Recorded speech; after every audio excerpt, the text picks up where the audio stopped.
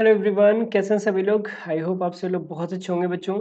तो एक अपडेट है यूपी बोर्ड एग्ज़ाम 2022 से रिलेटेड। ठीक है, तो ये अपडेट क्या है पूरी बात देख लेते हैं, उसके बाद कुछ बातें हैं जो आपसे करनी है वो हम बातें करेंगे। ठीक है बच्चे, तो यहाँ पे देख सकते हो ये कह रहा है यूपी बोर्ड एग्ज़ाम 2022।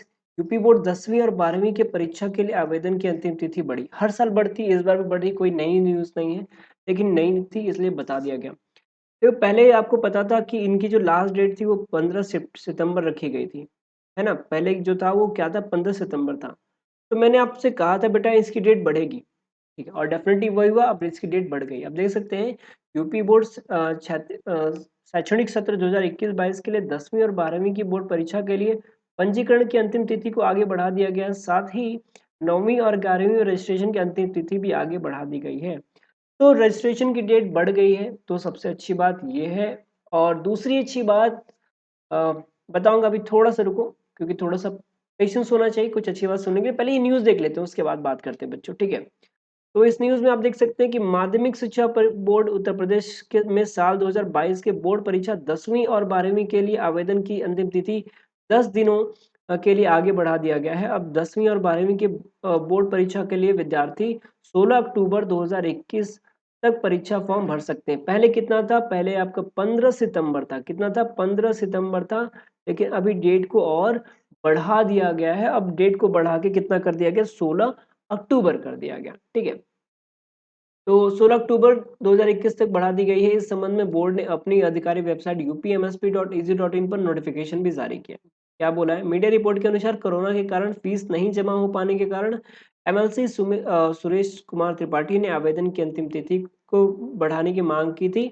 छात्र लेट फीस 100 रुपए के साथ 19 अक्टूबर 2021 तक आवेदन कर सकते हैं। ठीक, बता दें कि पहले 10वीं और 12वीं 2022 के लिए फॉर्म भरने की कक्षा 9 और 11वीं के रजिस्ट्रेशन के लिए आवेदन की अंतिम तिथि, माफ कीजिएगा बच्चों, 15 सितंबर नहीं, 15 सितंबर 12th वालों के लिए थे। इनके लिए 6 अक्टूबर 2021 निर्धारित की गई थी। अब ये डेट बढ़ गई है। ठीक है, कितना था बच्चे, पहले 6 था, अभी 10 दिन बढ़ा के कितना कर दिया, 16 कर दिया। देखो यार, ये तो पुराने ये उन बच्चों के लिए खबर थी जो लोग 2022 में एग्जाम देना चाहते हैं। ठीक है, जो क्या करें 2022 में एग्जाम देना चाहते हैं, उनके लिए न्यूज़ है। अब बात कर लेते हैं उन बच्चों के बारे में जो यार प्रमोटेड हैं। ठीक है, पहली बात, प्रमोटेड विदहेल्ड जो भी बच्चे हैं, देखो री एग्जाम की वजह से, जो री एग्जाम हो रहा था उसकी वजह से आप लोगों के रिजल्ट पे काम नहीं हो रहा था बच्चे। ठीक है, आपके रिजल्ट पे बिल्कुल काम नहीं हो रहा था, काम बिल्कुल रुक गया था। बट जैसे ही री एग्जाम स्टार्ट हो गए हैं, आपके रिजल्ट पे फिर से काम होना स्टार्ट हो गया। फर्स्ट ऑफ ऑल मैं बता देना चाहूँगा, जो विदहेल्ड वाले मेरे बच्चे थे, ठीक है, जो विदहेल्ड वाले मेरे बच्चे थे, इनके तो रिजल्ट आएंगे। उनके रिजल्ट ना आने के पीछे रीज़न भी आपको मैंने बता दिया था, कुछ दिन पहले वीडियो डाला था, उसके पीछे रीज़न था।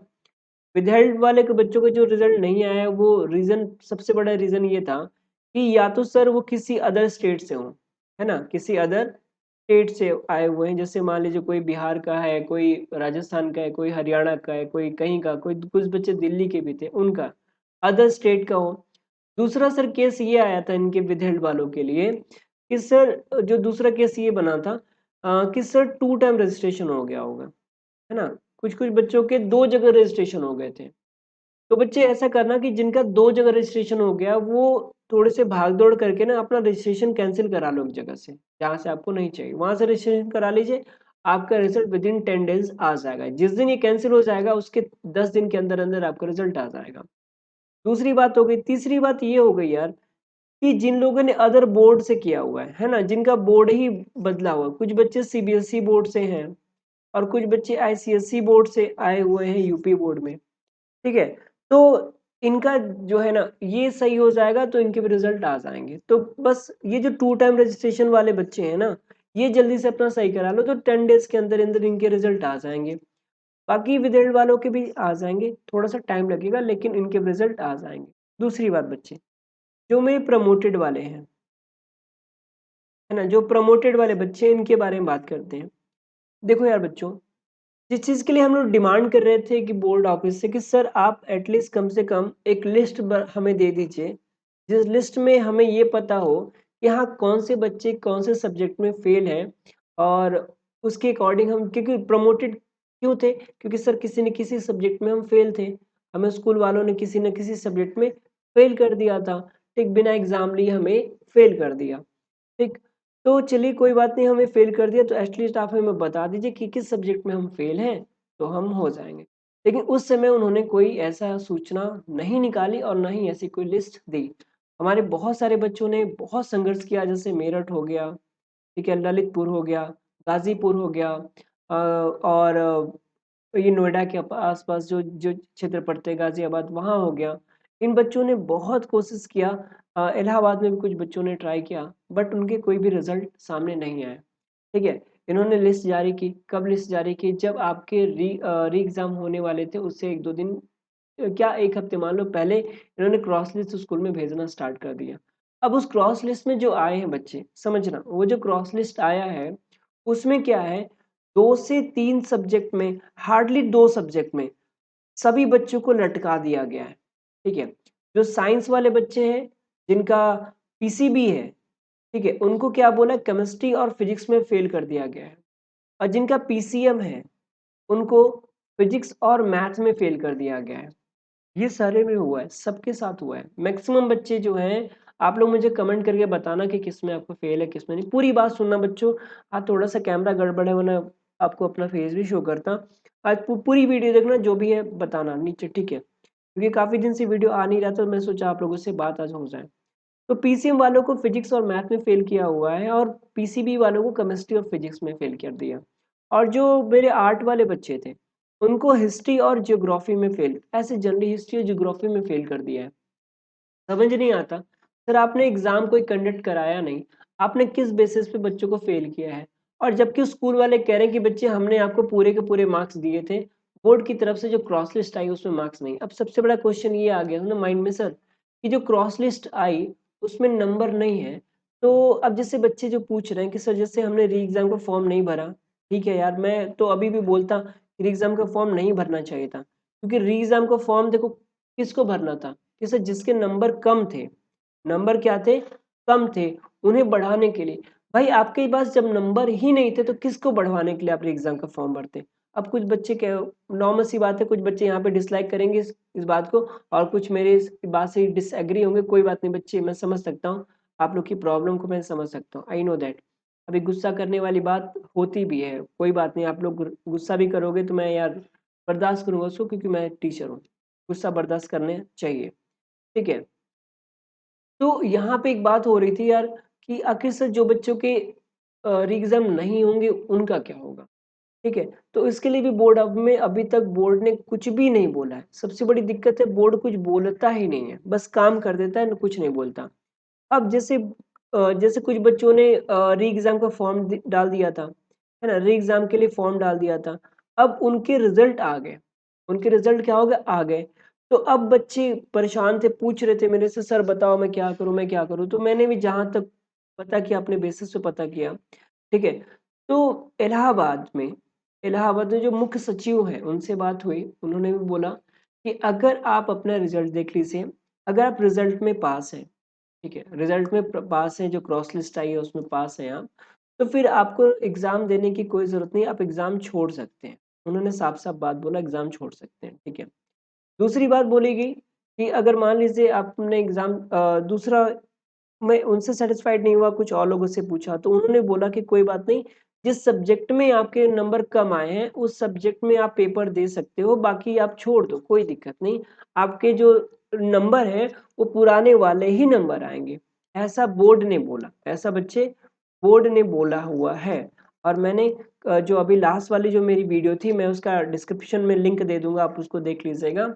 उसमें भी पूरा पूरा ये बात कही गई है, पूरी बात, ठीक है, पूरा ऑडियो है उनका, मेरा ऑडियो नहीं है उसमें, टीचर और एक बच्चे का ऑडियो है जो बोर्ड ऑफिस से है। उसमें पूरी बात बताई गई है कि आप छोड़ सकते हो, कोई दिक्कत नहीं। उसमें ये भी बोला गया है कि 2 से 3 दिन के अंदर विद-हेल्ड वालों के रिजल्ट भी आने स्टार्ट हो जाएँगे। तो आप लोग के भी धीरे-धीरे आएँगे, थोड़ा-सा बेटा सब्र कीजिए, ठीक है।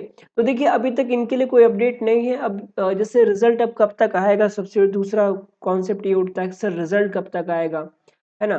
तो अगर बच्चे रिजल्ट की बात करें, जो भी री एग्ज़ाम वाले हैं या फिर जो प्रमोटेड वाले हैं, चाहे री एग्ज़ाम हो, चाहे प्रमोटेड हो, चाहे विदहेल्ड हो, बच्चे इनके जो रिजल्ट हैं, जो आपके रिजल्ट हैं, वो देखो बच्चे नवंबर से पहले नहीं आने वाले, ठीक है? क्योंकि अक्टूबर तक तो आपका एग्ज़ाम ही होगा, नवंबर के फर्स्ट वीक में, ठीक है? नवंबर के फर्स्ट वीक में आपके रिजल्ट आ जाएँगे। कौन-सा? Hard copy. कौन-सा बच्चे? हार्ड कॉपी की मैं बात कर रहा हूँ, ठीक है? इनके, किसके? सर ये विदहेल्ड और प्रमोटेड वालों के। री एग्ज़ाम वाले जो बच्चे हैं, उनका फर्स्ट वीक में केवल प्रिंटेड कॉपी आएगा, मतलब बोर्ड की तरफ से कॉपी आएगा। और देखो उन्होंने साफ-साफ ये बोला था ना, जब री एग्ज़ाम होने वाला था तो उन्होंने बोला था कि री एग्ज़ाम के जो रिज़ल्ट के लिए है कोई नोटिफ़िकेशन नहीं आएगा। सीधे आपका ये जो री एग्ज़ाम का रिज़ल्ट है, वो आपके स्कूल में चला जाएगा, आपको वेबसाइट पे भी नहीं दिखेगा, आपको सीधे स्कूल में जाके देखना पड़ेगा।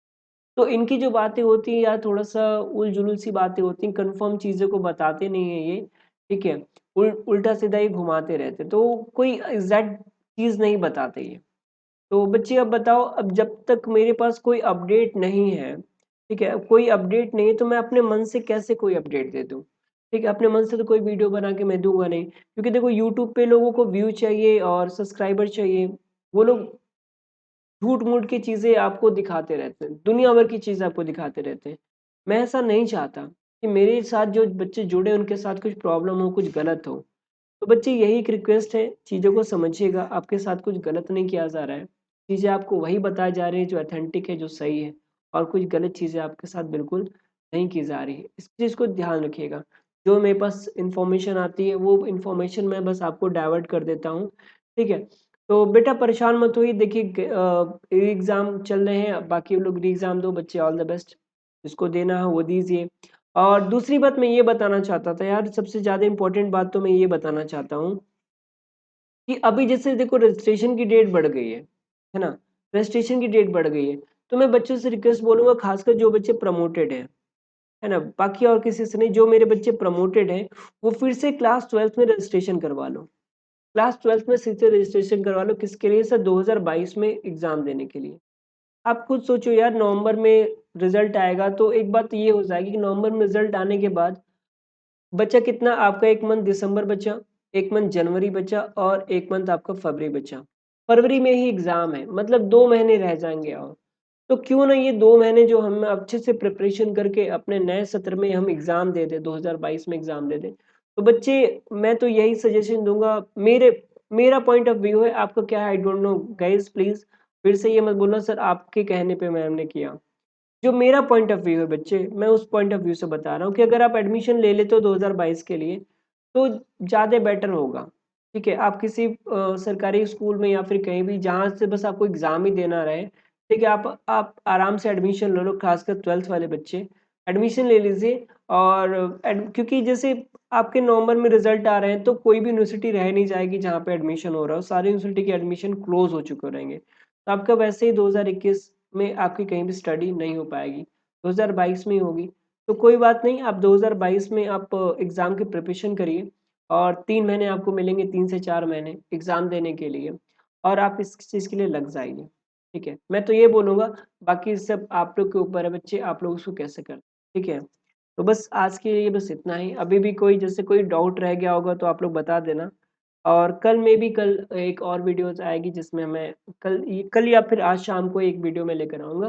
बाकी जो आपके ड डाउट्स होंगे उससे रिलेटेड सारे क्वेश्चन्स आएँगे। ठीक है बच्चों, तो अपने डाउट आप कमेंट बॉक्स में डाल दीजिएगा और जितने भी आपके डाउट्स होंगे मैं उसको देख लूँगा। ठीक है बच्चों, तब तक के लिए जय हिंद दोस्तों, अपना ध्यान रखिएगा।